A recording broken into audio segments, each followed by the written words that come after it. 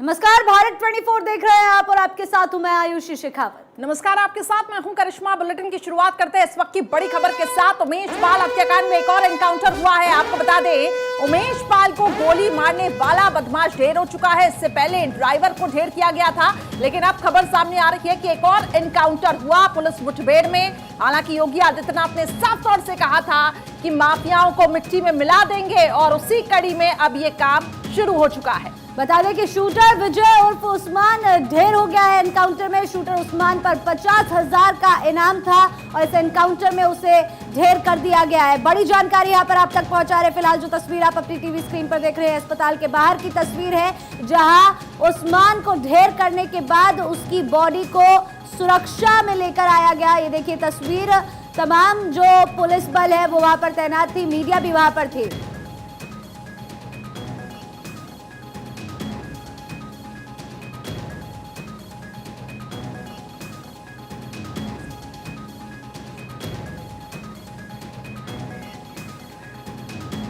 शरद money Tripathi ji इस वक्त हमारे साथ फोन लाइन पे जुड़ चुके हैं, बीजेपी के विधायक। बहुत स्वागत है सर आपका भारत 24 पर। लगातार हम देख रहे हैं कि एनकाउंटर्स हो रहे हैं इस पूरे मामले में। सीएम योगी आदित्यनाथ ने साफ तौर से कहा था कि हम माफियाओं को मिट्टी में मिला देंगे। एक बड़ी कार्रवाई हम ये कह सकते हैं, और दूसरा एनकाउंटर। देखिए, बहुत स्पष्ट था कि जो भी इन्होंने इस घटना को अंजाम दिया है उनके खिलाफ प्रभावी कार्रवाई होगी। ऐसी कार्रवाई होगी कि संदेश जाएगा। और आज जो घटना हुई है, आपने देखा होगा, उस्मान चौधरी, जब पुलिस ने रोक कर घेर कर कहा कि आत्मसमर्पण कर दो, कानून के अपने आप को हवाले कर दो, तो इस अपराधी ने पुलिस पर गोलियां चलाई और जवाब में जब पुलिस ने भी आत्मरक्षार्थ गोली चलाई है तो उसमें ये मारा गया है। निश्चित तौर पर बड़ी कार्रवाई है। पुलिस ने बहुत धैर्य का परिचय दिया, पुलिस ने बहुत साहस का परिचय दिया और तमाम जो अपराधी बचे हुए इस घटना में, मुझे लगता है बहुत जल्द उनके खिलाफ भी प्रभावी कार्रवाई होगी। जी त्रिपाठी जी, आपसे ये भी हम जानना चाहेंगे आगे किस दिशा में कार्रवाई की जाएगी, क्योंकि आप कह रहे हैं जल्द से जल्द अब इन जो आरोपी इसमें शामिल थे उनकी धरपकड़ की जाएगी। लेकिन बड़ा सवाल ये, विपक्ष ने भी सदन में ये सवाल उठाया था कि आखिर माफियाओं के इतने हौसले आखिर क्यों बुलंद हैं? नहीं, माफियाओं की तो आपको पता है आप हालत किस तरह की हो रखी है कि वो मुख्तार अंसारी जैसा माफिया उत्तर प्रदेश में आना नहीं चाहता था। अतीक अहमद जैसा माफिया जो गुजरात की जेल में बंद है, वो प्रयास करता है कि उत्तर प्रदेश में ना आना पड़े। बहुत सारे माफिया व्हील चेयर पे आ गए। तो माफियाओं के हौसले अगर बुलंद होते तो पस्त नहीं दिखते, व्हील चेयर पे नहीं आते, उत्तर प्रदेश से भागते नहीं। और समाज में एक क्रिमिनल जो एक एलिमेंट होता है जो समय समय पे समाज से लड़ता है, समय समय पे कानून से लड़ता है। लेकिन पुलिस ने जवाब दिया है, हमारी सरकार ने जवाब दिया है और मुख्यमंत्री जी ने बहुत स्पष्ट किया है कि उत्तर प्रदेश में अगर कोई अपराध करेगा, अगर कोई पुलिस वाले पर हमला करेगा, निरपराधों पर हमला करेगा, तो उसके खिलाफ प्रभावी कार्रवाई होगी। उसके उदाहरण आप सबके सामने है। जी बिल्कुल त्रिपाठी जी, इसका उदाहरण हम सबके सामने है। हमने देखा किस तरह से पहले आरोपियों के घरों को जमींदोज कर दिया गया, उसके बाद 2 आरोपियों को एनकाउंटर में मार दिया गया। कुछ और आरोपी हैं जो अभी इस पूरे प्रकरण से जुड़े हुए हैं और बाहर घूम रहे हैं। ऐसे में उनको पकड़ने के लिए क्या इसी तरह का रवैया अपनाया जाएगा? क्या लगता है, एनकाउंटर में ही उनको खत्म किया जाएगा या और भी कोई कार्रवाई हो सकती है? नहीं, एनकाउंटर में खत्म करना कभी भी कानून का मकसद नहीं होता। हमेशा प्रयास होता है कि मुख्य धारा में लाया जाए। लेकिन जो अपराधी होते हैं, आपने देखा है इस बार घटना में भी और पिछली घटना में भी, कि पुलिस ने घेराबंदी की, पुलिस ने कहा कि सरेंडर कर दो, आत्मसमर्पण कर दो। लेकिन ऐसे अपराधी जो लोगों पर गोली चलाने के आदी हो चुके होते हैं, वो पुलिस पर गोली चलाते हैं। पुलिस ने बहुत धैर्य रखा, बहुत प्रयास किया, लेकिन क्योंकि पुलिस पर गोली चलाई तो पुलिस ने भी आत्मरक्षार्थ गोली चलाई। हमारा मकसद तो समाज की मुख्य धारा में जोड़ने का होता है, कानून के दायरे में लाने का होता है और एनकाउंटर करना मकसद नहीं होता है। लेकिन अगर कोई पुलिस पर गोली चलाएगा, स्पष्ट है कि गोली चलाएगा तो उसको गोली खाएगा भी। बिल्कुल आपने ठीक कहा और उसी दिशा में काम भी हो रहा है और कहीं ना कहीं ये जो कार्रवाई हो रही है एक नजीर भी यहाँ पे साबित हो रही है। बहुत बहुत शुक्रिया हमारे साथ जुड़ने के लिए। तो देखिए किस तरीके से यहाँ पे दूसरा एनकाउंटर हुआ है। हालांकि साफ तौर से देखिए यहाँ पे ये कहा गया है कि एक्शन लगातार आगे भी जारी रहेगा माफियाओं के लिए, आरोपियों के लिए, उनके खिलाफ। और अगर किसी ने भी हिम्मत की इस तरीके की घटनाओं को अंजाम देने की तो यहाँ पर मुंहतोड़ कार्रवाई की जाएगी।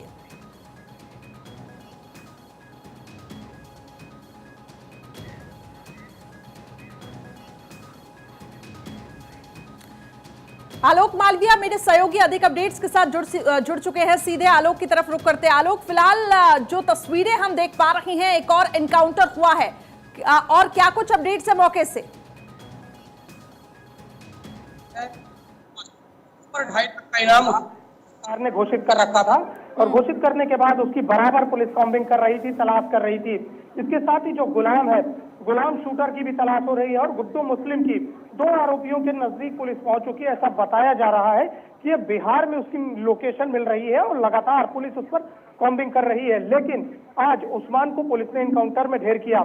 बताया जा रहा है कि वह अपने घर के पास मौजूद था और घर के पास मौजूद होने के साथ वह लगातार अपने ठिकाने घर के पास के बदल रहा था। लेकिन जो पुलिस और इंटेलिजेंस एजेंसियां हैं, उन्होंने लगातार तफ्तीश की और तफ्तीश करने के साथ ही लगातार उसकी कॉम्बिंग करती रही और जब वह एकदम नजदीक पुलिस पहुंची है उसके, तो उसने पुलिस टीम पर भी फायरिंग करने का प्रयास किया। जिसके बाद एक सिपाही जिसका नाम नरेंद्र है वह घायल हुआ है और जवाबी फायरिंग में उस्मान को भी गोलियां लगी है। ऐसा बताया जा रहा है उसको 2 गोलियां लगी हैं। 2 गोलियां लगने के बाद वह ढेर हो गया है। तो पुलिस को यह बड़ी और कड़ी कार्रवाई के दौरान उस्मान की मौत हुई है और उस्मान की मौत होने के बाद पुलिस को एक बड़ी सफलता हासिल लगी है। लेकिन जो अन्य आरोपी है उसके पास भी पुलिस लगातार पहुंचने का प्रयास कर रही है और सर्विलांस की मदद लेकर उनके पास भी ये बहुत बड़ा अपडेट है क्योंकि पहला इनकाउंटर होता है, दूसरा इनकाउंटर। साफ तौर से एक बड़ा मैसेज यहां से देने की भी कोशिश की जा रही है कि किस तरीके से पुलिस प्रशासन एक्शन मोड में दिखाई दे रहा है।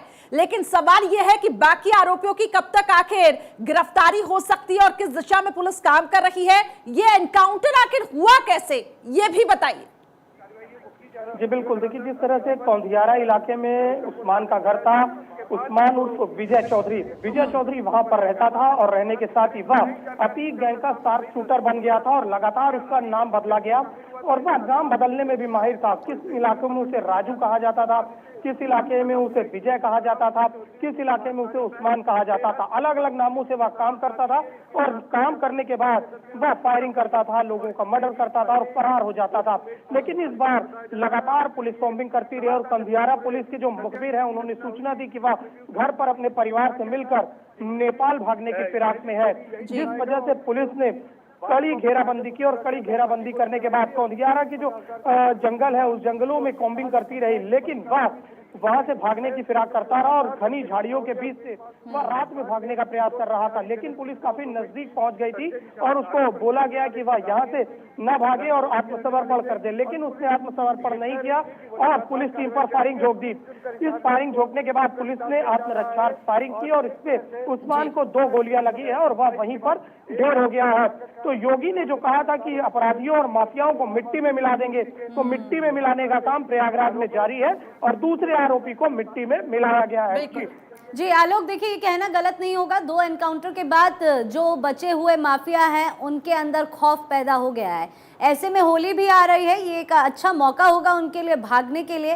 क्या लगता है, क्या अन्य तैयारियां की जा रही है होली पर इन माफियाओं के लिए?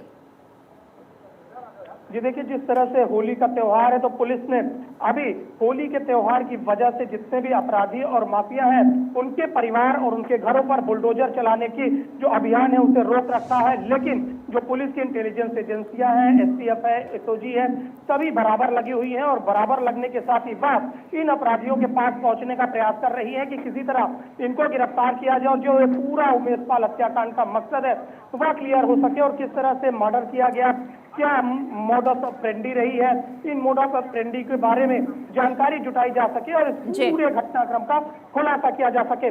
लेकिन जो सीसीटीवी फुटेज है वो पूरी कहानी को बयां कर रहा है कि किस तरह से बेखौफ होकर अपराधियों ने इस घटना को अंजाम दिया था, उमेश पाल हत्याकांड को। इन अपराधियों के तो हौसले बुलंद थे, लेकिन योगी आदित्यनाथ ने जिस तरीके से इस पूरे मामले में एक्शन लिया है तो कहीं ना कहीं उसने उनके जो हौसले हैं वो पस्त जरूर हुए हैं और इसके साथ साथ जो बाकी आरोपी हैं उनमें कहीं ना कहीं एक डर आयशी जरूर पैदा हो गया है। बिल्कुल आलोक, आप बने रहिएगा हमारे साथ। एडीजी प्रशांत कुमार का बड़ा बयान सामने आया है, आरोपियों पर एक्शन जारी रहेगा, किसी भी आरोपी को छोड़ेंगे नहीं, ये एडीजी द्वारा कहा गया। आरोपियों पर इनाम भी घोषित किया गया है। उस्मान के साथियों की खोजबीन जारी है। एडीजी ने कहा कि उस्मान पर 50,000 का इनाम था। तो एडीजी का बड़ा बयान, आरोपियों पर इनाम घोषित किया गया है और जल्द से जल्द आरोपियों पर एक्शन लिया जाएगा, किसी भी आरोपी को छोड़ेंगे नहीं। और ये साफ तौर से आदेश देखिए यहाँ पे मुख्यमंत्री योगी आदित्यनाथ ने दिया और पुलिस प्रशासन उन आदेशों का पालन करते हुए सबसे पहले इस पूरे घटनाक्रम में एक ड्राइवर को एनकाउंटर किया जाता है। जो ड्राइवर जो गाड़ी चलाकर जिसमें ये सभी आरोपी बैठ के आए थे, और उसके बाद एक और आरोपी को जिस तरीके से ढेर किया गया है, पुलिस की एक बहुत बड़ी सफलता। अब एडीजी प्रशांत कुमार का बड़ा बयान कि आरोपियों पर एक्शन लगातार आगे भी जारी रहेगा। तो निश्चित तौर पर जो बाकी आरोपी हैं उनमें डर जरूर पैदा हो रहा है। पुलिस एनकाउंटर में उस्मान चौधरी ढेर हो गया है। बड़ी खबर आपके टेलीविजन स्क्रीन पे, 50,000 के इनामी को पुलिस ने मार गिराया है। लगातार हमारे सहयोगी बने हुए हैं, आलोक भी मौके से। आलोक, फिलहाल वहां पर किस तरीके के हालात दिखाई दे रहे हैं, क्योंकि इसके बाद 2 आरोपियों को ढेर, एडीजी का यह कहना आगे एक्शन जारी रहेगा। जी बिल्कुल, देखिए जो प्रयागराज पुलिस है वो लगातार इन अपराधियों और माफियाओं के ऊपर एक्शन ले रही है और इनके जो ठिकाने हैं उनको पता कर रही है। इसके साथ उनकी लोकेशन भी ट्रेस की जा रही है और लगातार पकड़ने का प्रयास जारी है। जल्द से जल्द इन आरोपियों को पकड़ने और इन अपराधियों को नेस्तनाबूद करने के लिए पुलिस कटिबद्ध है और कटिबद्ध होने के साथ ही लगातार इनकी कॉम्बिंग कर रही है, इनकी घेराबंदी कर रही है और जल्द से जल्द इन्हें पकड़ने का प्रयास कर रही है। उत्तर प्रदेश सरकार ने इन आरोपियों को जो 50,000 रुपए का इनाम था, इसे बढ़ाकर 2.5 लाख रुपए कर दिया था, जिसकी वजह से इनकी इनाम की राशि बढ़ गई है और इनाम की राशि बढ़ जाने के साथ ही अब इनके ऊपर 2.5 लाख का इनाम घोषित है और 2.5 लाख के इनामियों को इस तरह से पुलिस चुन चुनकर पकड़ रही है। फिलहाल 2 आरोपियों को पुलिस ने ढेर कर दिया है और आगे के आरोपियों के पास भी जल्द से जल्द पुलिस पहुंचने का प्रयास कर रही है। जी बिल्कुल, आरोपियों की खैर नहीं, आरोपियों को मिट्टी में मिला देंगे और वो काम लगातार जारी है और वो हम साफ तौर से आयशीन तस्वीरों में भी देख सकते हैं। बिल्कुल, देखिए 4 तस्वीरें फिलहाल आपको हम दिखा रहे हैं। 24 फरवरी उमेश पाल का मर्डर, ये सीसीटीवी फुटेज है जहां देखने को मिला था साफ तौर पर किस तरह से दिन दहाड़े ये आरोपी आते हैं, मर्डर करते हैं और चले जाते हैं। उसके बाद 25 फरवरी की तस्वीर आप देख रहे हैं जब मुख्यमंत्री योगी आदित्यनाथ ने सदन में कहा था कि जो आरोपी हैं, जो माफिया है, उनको मिट्टी में मिला देंगे। उसके बाद 27 फरवरी की तस्वीर आप देख रहे हैं जब अरबाज को ढेर कर दिया गया था और फिर 6 मार्च यानी कि उस्मान मारा गया, ये वो तस्वीर है। आपको बता दें 2 एनकाउंटर हो चुके हैं इस पूरे मामले में, 2 आरोपियों को यूपी पुलिस ने मार गिराया है।